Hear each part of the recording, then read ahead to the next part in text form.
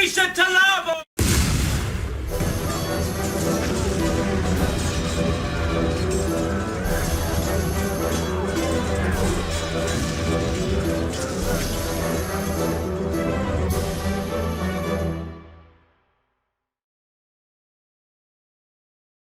Welcome to our second episode of General Quarters. The term General Quarters is a naval call to action signaling that all hands aboard ship must immediately go to battle stations and prepare to engage the enemy.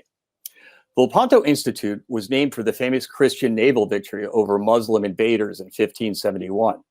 The call to General Quarters not only involved sailors in battle, but the spiritual call to arms across all of Christendom. Victory at that time of deep crisis was achieved through the devout recitation of the Holy Rosary. Today we face the darkest hour of the church, which she has ever faced. And just as in 1571, it is a time for all Christians of good will to take up arms, the Holy Rosary. Join us today as we welcome Roy Schoeman. Roy is a former Harvard professor who converted from Judaism to Catholicism after an unexpected mystical experience. Welcome. Thank you. Thanks for having me. Great to see you, my friend. I can't tell you how excited I am actually to speak to you today. I'm going to give a quick background on you, Roy. Roy was born in suburban New York City of Jewish parents who fled the imminent Nazi devastation. His education and formation in the Jewish faith was brought to him studying under some of the most prominent rabbis in the United States, as well as living in Israel under a well-known Hasidic rabbi. Roy, you completed undergraduate work at MIT, then went down the street to Harvard Business School to graduate with MBA, magna cum laude. You were invited to join the faculty at Harvard at 29 years old, while you simultaneously pursued teaching and consulting.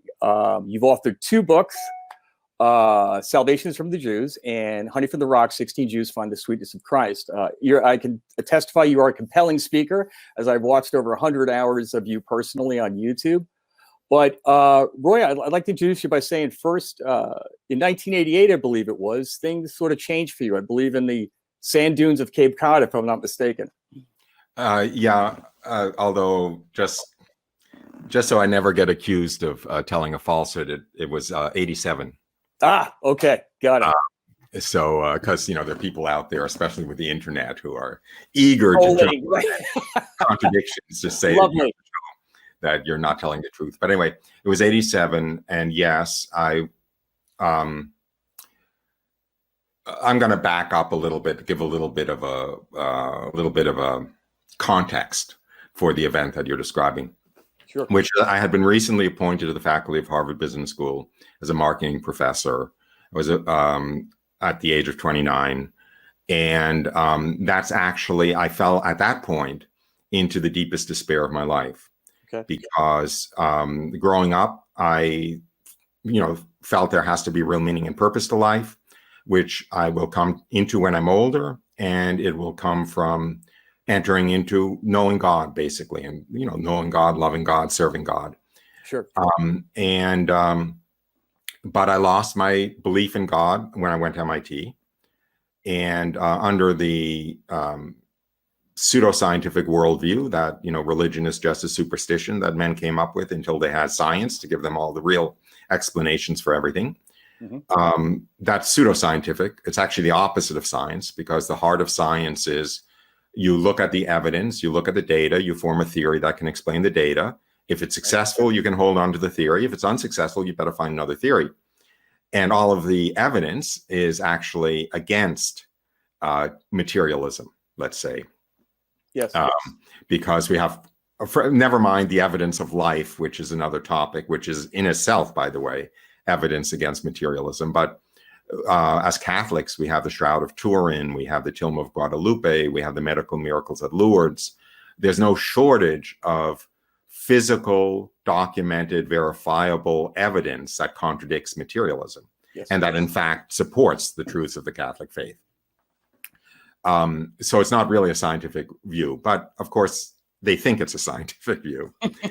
And I thought it was a scientific view. And by the time I got out of MIT, I thought that one cannot in good conscience believe in God.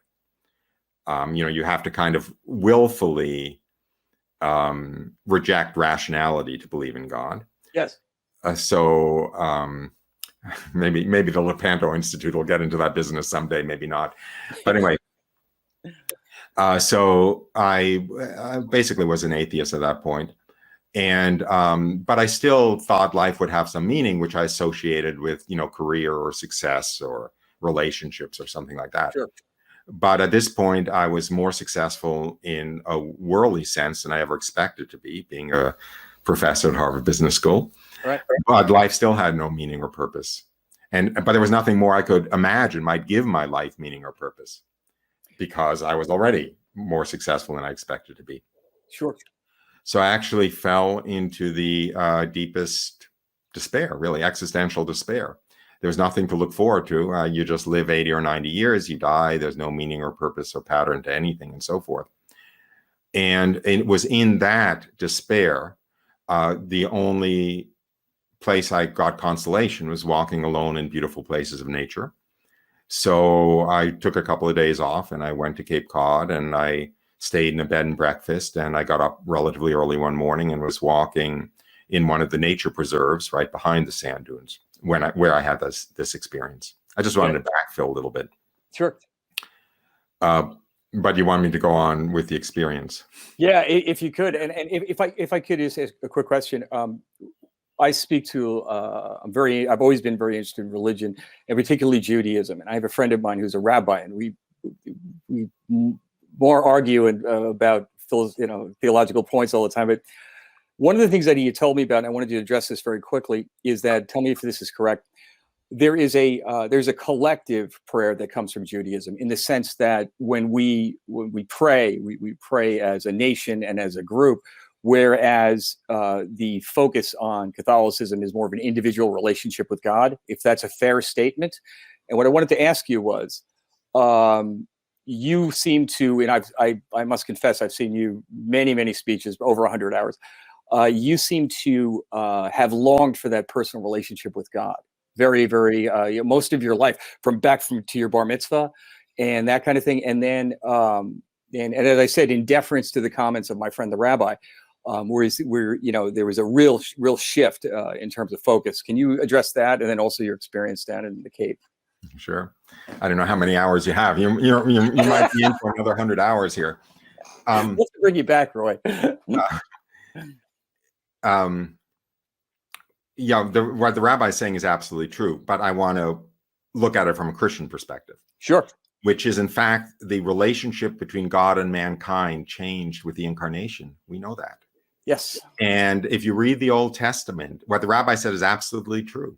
In the Old Testament, first of all, in the Old Testament, salvation was not an individual characteristic. You were saved as a Jew by being a member of the Jewish people. Yes. Maimonides, who codified basically Jewish theology in the 13th century, I think it was, he says very clearly that a Jew maintains his share in the world to come. That's the concept in Judaism that we would think of as salvation.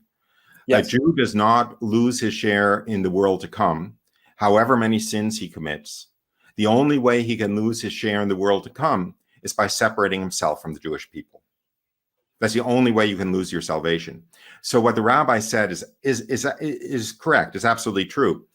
But that is reflected in the Old Testament itself, and not because the Old Testament is wrong, which as Catholics we know is not the case, but because God fundamentally changed the relationship. He changed everything about salvation with the coming of Christ. Otherwise, he didn't have to come. Right. And there is a prophecy, I believe in Joel, where the Lord says, the day is coming when you won't have to run to this person or that person and say, tell me about God, but I'll make myself known to the lowliest manservant or maidservant among you. And St. Peter, on the first Pentecost Sunday, he actually included that prophecy in his sermon, because that's what happened when Christ came. God made himself known to each individual as an individual, whereas before then, in the Old Testament, one only knew of God through the prophets and the priests, the anointed ones. Otherwise, you had to go to them. Even David had to go to, Nathan, to find out, what the Lord was trying to tell him, and so forth. Right. So the problem with Judaism is they don't know that Christ came. Right. Exactly. So, So they're reflecting what was the genuine relationship between man and God before Christ, not after. fair enough. I thought it was interesting context because I think you've always inherently had that longing, and I think it was in contrast to your formation in community. Is that fair? I had that longing, to tell the truth, from before I could speak, as far as I remember. And I think it's a natural longing. I think actually most small children and infants are like very drawn to God. You see mothers going up to communion with their infants in their arms and looking around, right? You're really looking at angels, right? I often wondered that. Yes. So I think that's very natural. And one of those rabbis, you mentioned that I had these major rabbis in my formation, which is true. Sure. The one that I was, a groupie of in Israel was a Hasidic rabbi who was actually known for exactly that. In other words, his whole shtick was personal relationship with God and becoming, I don't know how to put it, conscious of a personal relationship with God. Okay. Which actually came about when I was a disciple of his. In other words, he was charismatic, basically. Think of it as the charismatic renewal in the Catholic Church. Okay, right. Sure. So it was very much actually very analogous to that. So the worship sessions with him, were dancing around in circles, waving your hands, telling God how much you love him and so forth. Wow. And I don't sort of envision that with the Hasidic sect. Yeah. Interesting. Okay. You don't envision it. No, I don't. Again, I'm not an expert on that. But go ahead. That's what Hasidism actually is supposed to be about. And when it came about, that's what it was entirely about. To the extent that the non-Hasidic Jews wanted nothing to do with it and actually persecuted the Hasids very, very severely, sometimes even violently, because they thought this was sacrilegious. What happened is, over the decades or over the centuries, like everything else, it got institutionalized and kind of codified and encased in cement. I see. So, sure. It got turned into a bunch of rules, but it was originally, if you look at Baal Shem Tov, as you pointed out, I have hundreds of hours on this stuff. But if you look at the rabbi who introduced Hasidism, and if you look at what he said, this is all about what he said. What he said was, Judaism isn't about following the laws. It's about a personal relationship with God. It's about loving God with your whole heart and seeking him and crying out to him from your heart. And there are lots of beautiful stories. Like there's a archetypical story of a poor, ignorant peasant, 8-year-old or 10-year-old or whatever, who doesn't know how to read and write. And they're having the Yom Kippur services or whatever, Jewish services. And he's totally humiliated at the back of the synagogue because, he can't understand a word. And here all these, educated Jewish men are, chanting and saying the prayers and everything. And he's got nothing he can do. So he just pulls out his flute, and like he does when he's out with the sheep, right, in the fields, and he pours his heart out playing the flute to God. And the Baal Shem Tov would say, his prayer was worth more than all the other prayers combined. Right.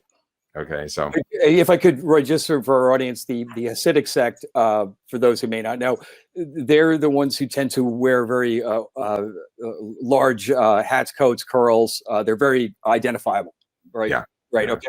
Hey, so tell me about your experience in the Cape. So anyway, I had long since lost any hope of believing that God existed, and I was in this existential despair, and I was just walking. They're actually low pine woods right behind the sand dunes, all alone, in this nature preserve. And I received the rather spectacular grace, it's an understatement, that from one moment to the next, the veil between the spiritual world and the physical world disappeared. And I found myself seeing into the spiritual world. But that wasn't the biggest part of this experience at all. I mean, it didn't even hold a candle.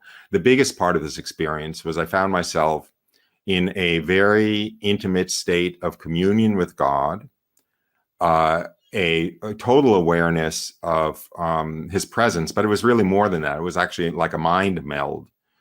And I became aware of my life as though I had died and was looking back over my life after death in the presence of God.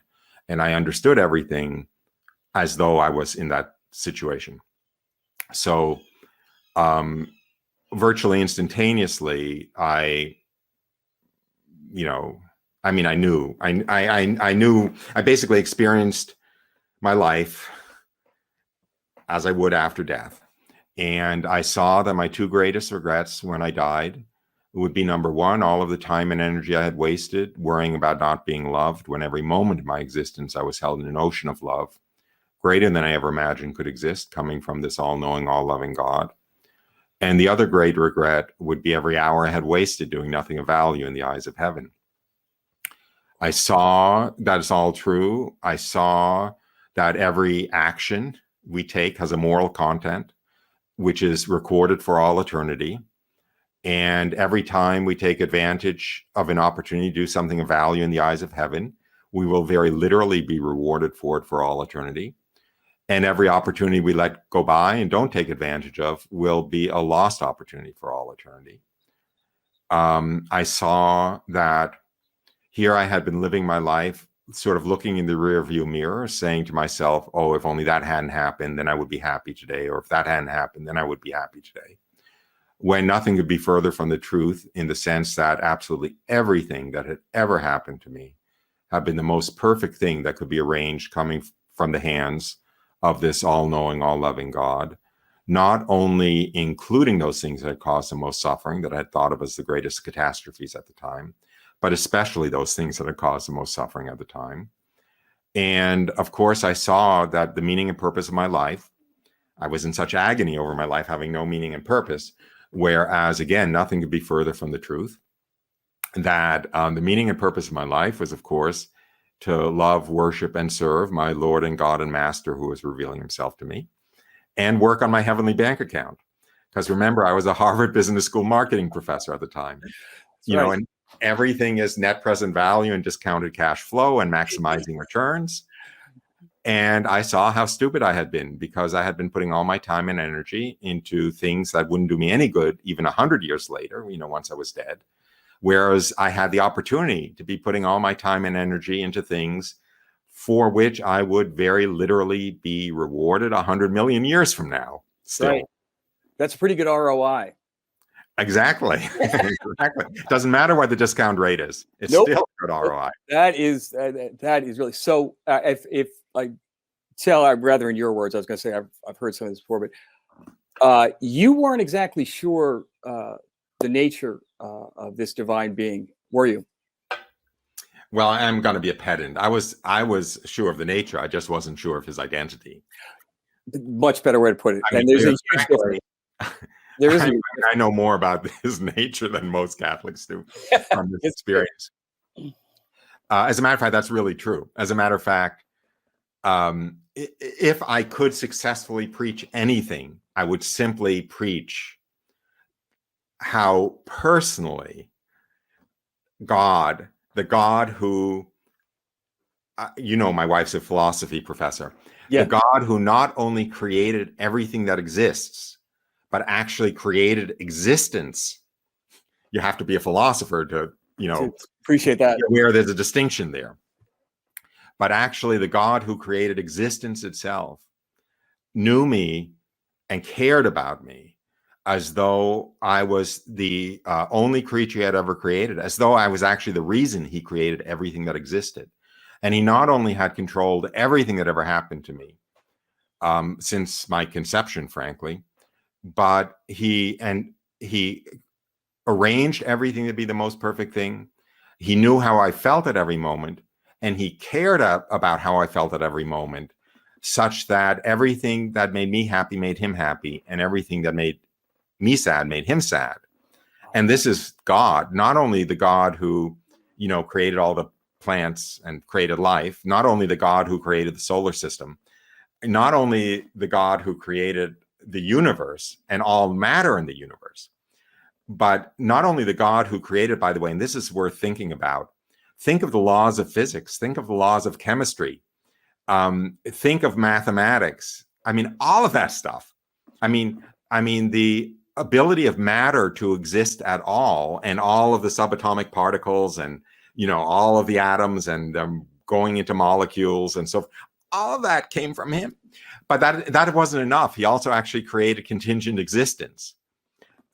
I mean, in other words, God exists because he could not exist. Everything else exists because God introduced contingent existence. And then on top of that, he introduced all of the laws of contingent existence, and he introduced everything that exists in contingent existence. Okay. So this guy, if you said, what do you think of Roy Schoeman, would have said, oh, Roy, he means so much. So no, if I could preach anything, I would preach that. Incredibly powerful. I mean, I please continue. I mean, so you have this life-changing event down in Cape Cod. You're look. It's fair to say you're hungering. You're just like, you've reached the top of your field. Like, quite honestly, or no, excuse me. You're at the top of your game in terms of what the world says is important, right? You've got a consulting business. You're on the faculty at Harvard. Things are moving, and all of a sudden, it still wasn't. You still were not happy. You weren't feeling that peace or unity with God. You were looking for. Then this life-changing event happens. No, I'm sorry, but I'm going to be pedantic. I wasn't looking for anything, and I wasn't even hungry because I didn't think anything existed. Right? I mean, if that's hungry assumes that that food exists. Right. I was in despair because I was hungry and I didn't think food existed, so to speak. That's not being pedantic. I think that's a very, very key point. And forgive my use of language, because I think it's very important. But how would you describe? I mean, despair. That's the word, right? It's like there's not. I think. Yeah. So this happens. The veil is pulled away, right? You're seeing this. You're allowed into, or invited in, however you want to put it, into this. You see this parallel universe of and described as perfect love. Is that fair? No. But this stuff gets very complicated, very hard to describe. And since I'm naturally a pedant, I end up, being a little pedantic about it. Exactly. Go ahead. Seeing into the spiritual world was actually orthogonal to the communion with God. Okay. In other words, those were related aspects of the experience, but they were not. I didn't. The relationship with God didn't come from seeing into the spiritual world, and the seeing into the spiritual world didn't actually have much to do with God directly. Okay. It was a happen. It was just a happening circumstance at the same time as this union with God, or whatever it was. Yeah, please continue. It wasn't really relevant seeing into the spiritual. I mean, it was neat. Well, for somebody, this is. I want to drill on this a little bit. So, you're talking, as you're well aware, to people who cannot even relate to this experience, right? So you're doing a pretty good job of trying to basically sort of explain what had happened to you. Tell me about what happened from that moment on a little bit. And I know that you've actually experienced Our Lady. So, I mean, tell me a little bit more. Well, in this experience, I knew that the meaning and purpose of my life was to worship and serve my Lord and God and Master, who loved me in this way and arranged everything for me and had this wonderful reward waiting for me for anything I did that was of value to him. I didn't know who he was. I didn't know what religion this was. I didn't know what his name was. I could not think of him, this religion, as Judaism, and I couldn't think of him as the God of the Old Testament, for basically the reason that we addressed earlier, that the relationship between God and man was actually entirely different before the incarnation of God as man. And I did want to know his name. I wanted to know what religion to follow. I wanted to start working on my heavenly bank account. So I prayed as I was walking. I was still walking in this experience. I could see the physical world still, obviously, I saw through it into the spiritual world.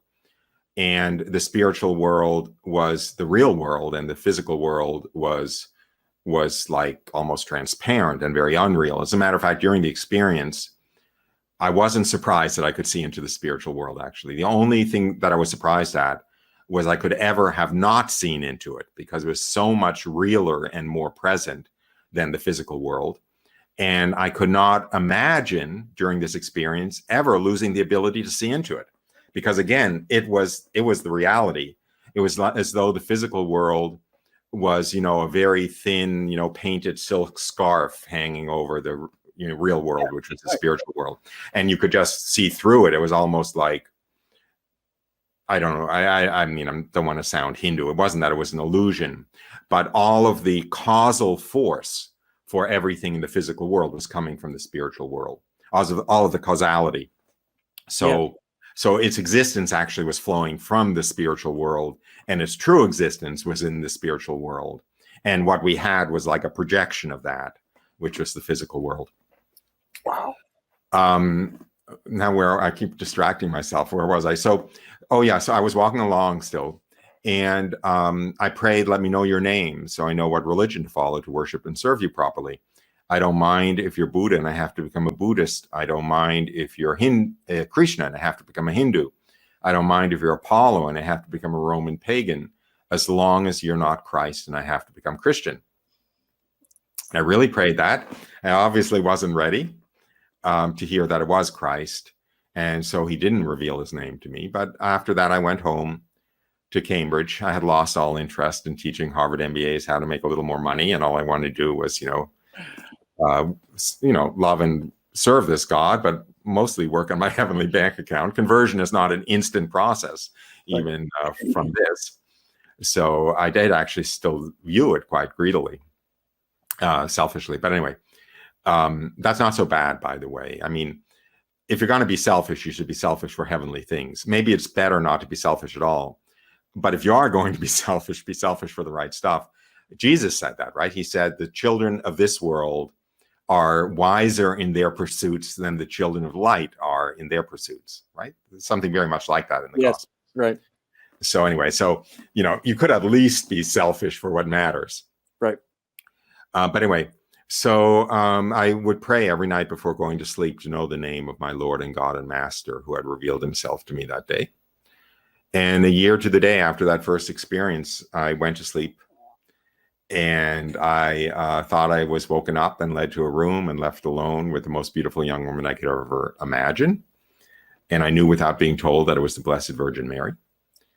And when I found myself in her presence, I was overwhelmed by her beauty, of course, but more than that, by being in the presence of her love. And to experience the purity and intensity of the love that flowed from her was to be lifted up into a state of ecstasy greater than I ever imagined could exist. And the first thing she said to me was she offered to answer any questions I might have for her. So I asked her a number of questions, probably about 6 or 7. And then she said she had something she wanted to tell me. So then she spoke to me for about another 10 or 15 minutes. And then the audience was over and I went back to sleep.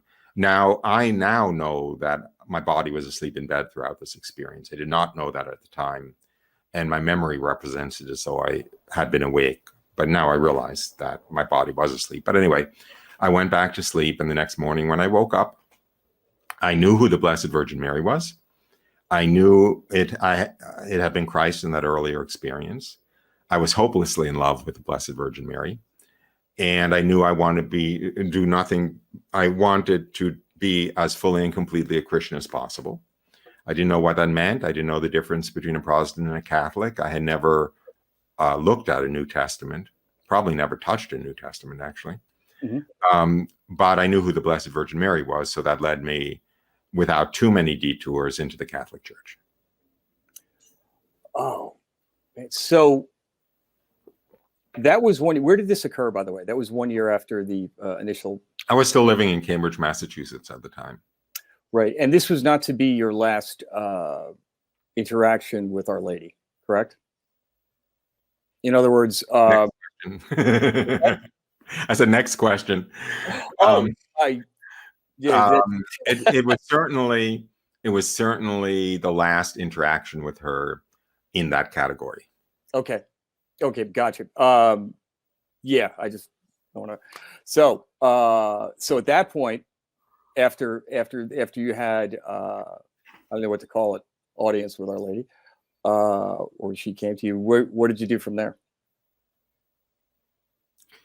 It's a little bit of a strain. I actually have to remember. I would assume that you probably had to investigate a lot of religions. Give me a couple of seconds. After I had that experience, when I had that experience of the Blessed Virgin Mary and I woke up that next morning, I knew I wanted to be, that this was Christ, and I wanted to be as good a Christian as I could be. I didn't know the difference between a Protestant and a Catholic. Yeah. So all I could do essentially was find a church to go to. That's kind of where I started. And the church was a Protestant church. As soon as I got to know the pastor a little bit, I kind of shyly asked him, what about the Blessed Virgin Mary? And when he answered without the respect that I knew was appropriate, I knew this is no place for me. And the other thing that was going on was I was living in Cambridge at the time. And in those days, about 45 minutes north of Cambridge, there was a shrine to Our Lady of La Salette, which is a fully church-approved apparition of the Blessed Virgin Mary in 1846 to a couple of shepherd children high in the French Alps. Yep. A little bit, well, in a way, it's a little bit like Fatima, but it was only a one-time apparition. She gave them a message and so forth. And there was a shrine to her about 45 minutes away that I knew existed because I used to pass it whenever I went windsurfing, actually. So I started driving up there. I don't want to say almost every day, but 4 or 5 times a week, just to walk the grounds and feel her presence and kind of commune with her. Sure. And I still was anti-Catholic, but that was a pretty Catholic place in a lot of ways. Sometimes there would be a mass going on. Whenever I was around a mass going on, I really wanted to receive communion, even though I didn't know what it was. And and I was also reading. And because I had had these mystical experiences, and because I had decided that Christianity, that Christ is God, essentially, I started reading a very unhealthy school of literature called Christian mysticism. I mean, there's a healthy school, which is like St. Teresa of Avila, which I also actually read. But there's also an unhealthy school. And I got involved with an unhealthy school of pseudo-Christian mysticism called anthroposophy, theosophy leading into anthroposophy. I hope none of your listeners recognize those names. If you do, run, don't walk away. But that's still, however polluted that was, it did get me reading the New Testament. It did, I knew absolutely nothing. So I learned a lot from that stuff, even though I had to unlearn a lot of that stuff too. Like Jesus really wasn't the reincarnation of Krishna or whatever they taught. So anyway, that's basically, I mean, it was the combination of a mixed bag of reading, a little exposure to, Protestant churches, Marian shrines, that's basically was kind of my path into the Catholic Church, and knowing the truth was really the path. Did anyone who shared your sort of academic acumen help you along, or did you just sort of through osmosis move over? In other words, was there a lightning rod? Was there an individual who brought you along the way intellectually or anything like that? No. All of my lightning rods were unhealthy ones. I mean, I crossed paths with some mystics. Yes. That were trying to lead me astray, basically, into whatever perverted, occult mysticism they were into. Yes. And the pastor at the Protestant church I started going to was a fallen away Catholic, so he didn't have much sympathy for Catholicism because, been there, done that, know better. And then I actually, okay, I'll tell this story. I don't know if you're fishing for the story or know this story or don't know the story. But so I'm in love with Mary. I'm spending a lot of time at the shrine of Our Lady of La Salette. The next winter, I go skiing in the French Alps, which is what I was doing for a meaning of life before this experience. Yes. And I find myself, it's raining for a couple of days. I have a rental car. The skiing it's kind of dull skiing in rain, actually, because you get wet. So I decide to take a day off and drive to the real La Salette in the French Alps, just to, again, be in a peaceful place and commune with Mary, so to speak, because it's after that experience of Mary. Mm-hmm. And I do that, and I end up getting stuck there for the rest of the ski trip because the rain where I was skiing is a blizzard at La Salette, because La Salette is at about 13,000 feet maybe of altitude. Yeah. Maybe more. Anyways, it's about 3,000 meters, whatever that ends up being. I think it's about 13,000 feet. So it was a blizzard. The road got closed because the original La Salette is up a winding mountain road about probably 5 miles from the nearest village. It's above tree line because that's where the shepherds were pasturing their cows, of course. We're in the very high alpine fields, and that's where the apparition was. So that's where they built a shrine, which was then a basilica, which also had a pilgrimage house. So anyway, so I end up stuck at the pilgrimage house for the rest of the trip. And when I was there, we're sitting at tables, with all the pilgrims, which are about 8 because it's the middle of winter in the blizzard. And I'm sitting across from an older French woman. And she tells me, oh, it would be a good idea if you check out the Carthusians. You know the Carthusians? Yeah. Yes. If anyone's seen the movie Into Great Silence, that's the Carthusians. And I don't even know what they are. I don't know even what monks are, really. But I take her seriously. And when I get back home, I call. She had given me the number of a Carthusian monastery not far from where she lived, actually in the south of France. I call them. Fortunately, I speak French. A monk answers. And I say, would it be possible to visit? Because I had these mystical experiences, and I had never really I had not heard of mystical experiences before I had them myself. I wanted to make heads or tails out of them. I wanted to find someone I could talk to that might be able to shed light on what was happening to me. And when I heard about the Carthusians, I figured they're good candidates for knowing about this stuff. So that's why I wanted to visit. So I say, would it be possible to visit and maybe take a retreat there or something? And he says, oh, no, absolutely impossible. We're strictly cloistered. We don't receive anybody. But then he says, tell me something about yourself. So I start telling him a little bit about myself. And I could tell in his voice that his resolve is weakening. So I say, should I send you a letter? And he says, excellent idea. Send me a letter. So I send him a letter. And he immediately writes back, you're welcome anytime. He turned out to have been the prior, which is why he was answering the phone, since they live in silence. Yes. And the one exception to not receiving anybody is if they think it might be a vocation. So I get on the next plane to France, and I show up there, still Jewish, still anti-Catholic, still knowing nothing, actually, still full of all kinds of, frankly, occult pseudo-Christian ideas.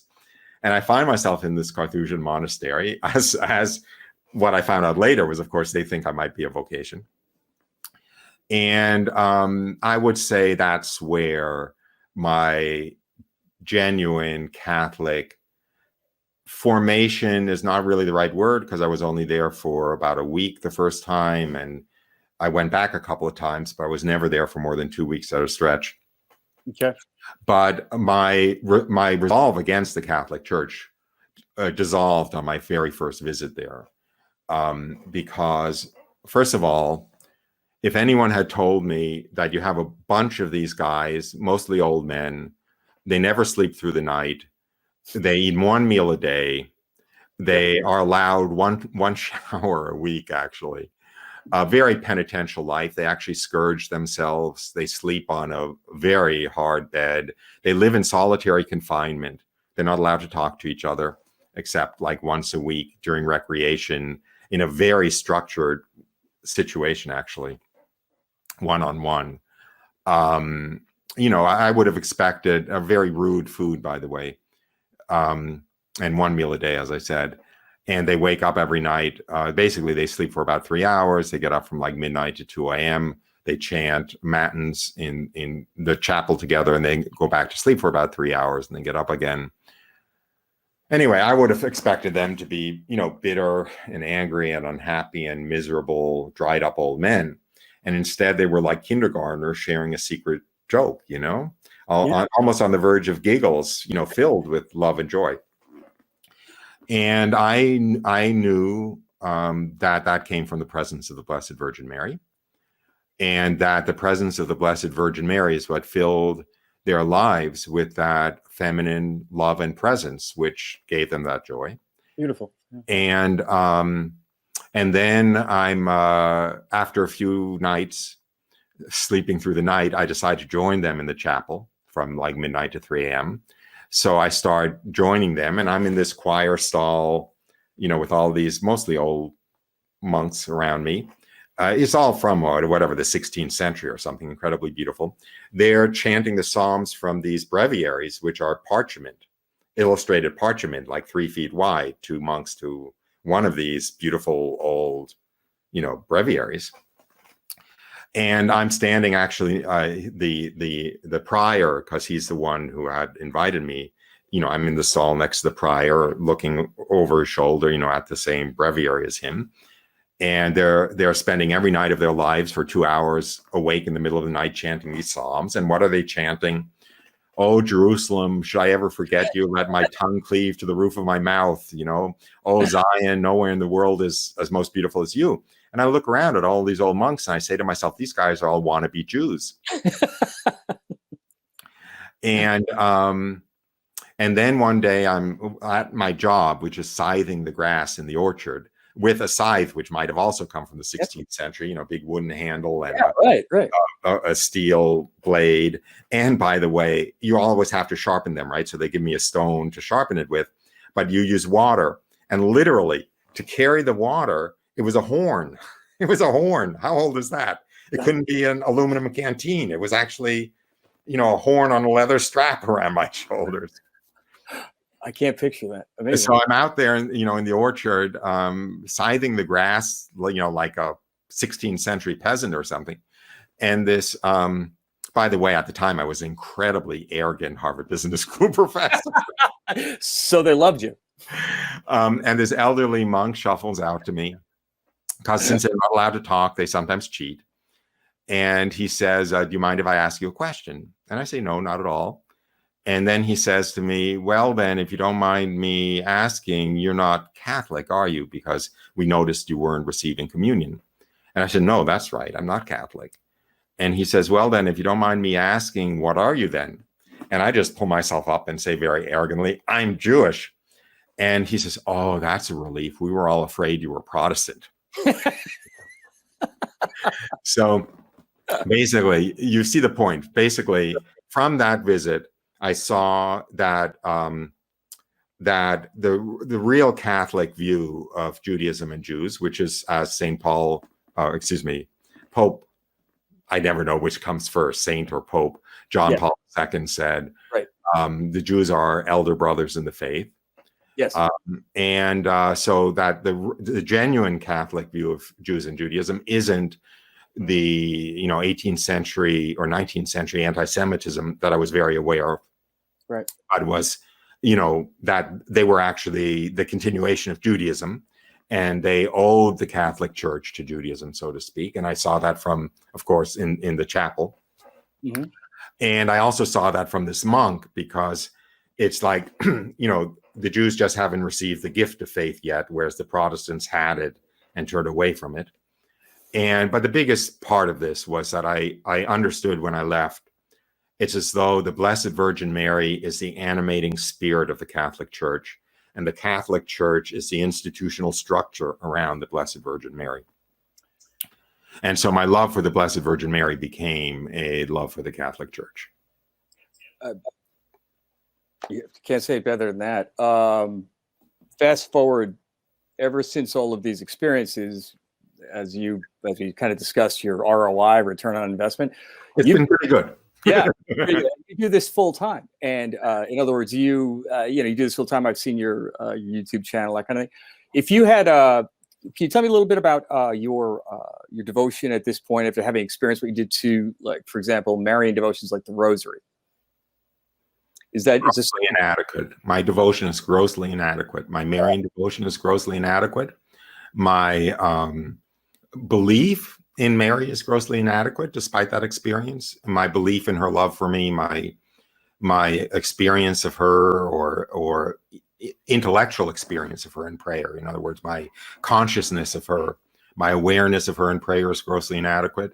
My love for the Rosary is grossly inadequate. And I'm what's that old expression? Yard by yard, yard by yard, life is hard. Inch by inch, life's a cinch. kind of trying to crawl up the ladder. I like us all. I think, as I said, I've been most interested in your story, and it's funny. Your YouTube videos, when you were giving your testimony, some of them are significantly over 1 million.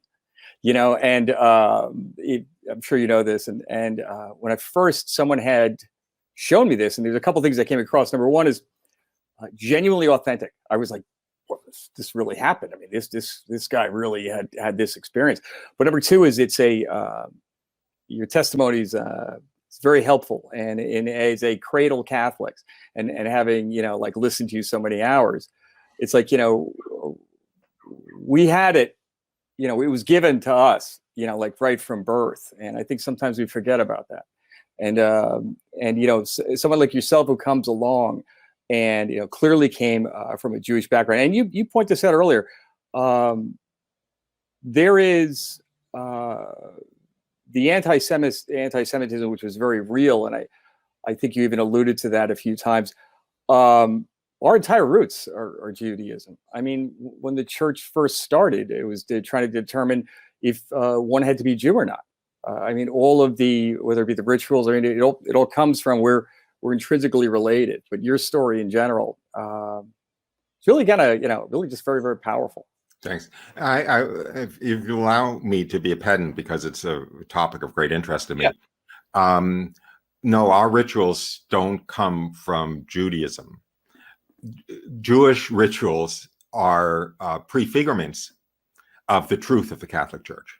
Oh, explain that a little bit, if you don't mind. Because basically, the Catholic Church is the intention of Judaism. Yes. Judaism existed, and I think this will be our next video, so I won't go too deeply into this. But Judaism existed to bring about the Catholic Church, basically. Yes. Okay. That's obvious. Actually, it's obvious. Jesus was the Jewish Messiah, and he was also God, and he founded the Catholic Church, right? He knew what he was doing. And of course, God is outside of time. So the Catholic Church is really the whole purpose of Judaism.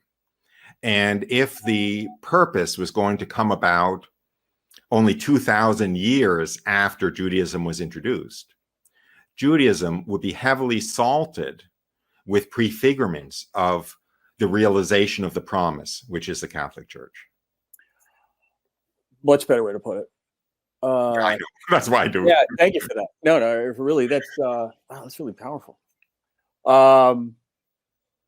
This is cool. So we're bringing you back. Our intention for this entire thing was that, and I really appreciate you being here, Roy, because you explained your experience, number one, incredibly well. And now, the next time we speak, which I'm looking forward to, I would like to sort of go into some of the things you alluded to before and really, go a little deeper in terms of some of the things you just mentioned about Judaism versus Catholicism, more of your experiences.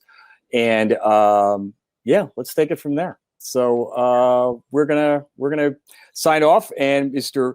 Roy Schoeman, we can't thank you enough for taking the time and being here today. And we are going to say goodbye from General Quarters, the Lepanto Institute. We were very blessed to have Roy Schoeman with us today. And Roy has, as you just heard, has got some pretty interesting stories. And we look forward to diving into this a little deeper, Roy. So thank you. Thanks for having me. You bet. Absolutely. So this is the Lepanto Institute General Quarters. We will see you next time, guys. Bye-bye now.